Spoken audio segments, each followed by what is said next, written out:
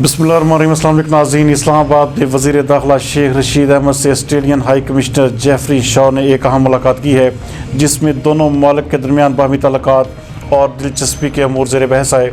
हमारे नुमाइंदा खसूसी जावेद इब्राहिम मंकी के मुताबिक इस मीटिंग के दौरान बॉर्डर मैनेजमेंट को बेहतर बनाने और कानून नाफज करने वाले इदारों की पेशा वाराना सलाहियत बढ़ाने पर बातचीत की गई।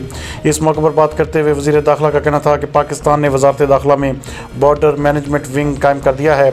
इंसानी स्मगलिंग और मसनूआत की गैर कानूनी नकलो हमल रोकने के हवाले से भी जामे इक़दाम कर रहे हैं।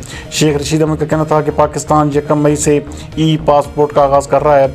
ई पासपोर्ट से भी इंसानी स्मगलिंग रोकने में बहुत मदद मिलेगी। जबकि ऑस्ट्रेलियन हाई कमिश्नर का कहना था कि दोनों ममालिक के दरमियान बैनुल-अक़वामी जराइम की रोकथाम के लिए तावन बढ़ाने की ज़रूरत है। उन्होंने कहा कि पाकिस्तान को बॉर्डर मैनेजमेंट को बेहतर करने के लिए तकनीकी मावनत भी फराहम करेंगे। पाकिस्तान ने कोरोना वायरस के फैलाव को जिस तरह कंट्रोल किया, यकीनन वो काबिल तारीफ है। ऑस्ट्रेलियन हाई कमिश्नर ने शेख रशीद अहमद को वज़ारत दाखिला का कलमदान संभालने पर मुबारकबाद भी पेश की। मुलाकात में वज़ारत दाखिला और ऑस्ट्रेलवी हाई कमीशन के आला अफसरान भी मौजूद थे।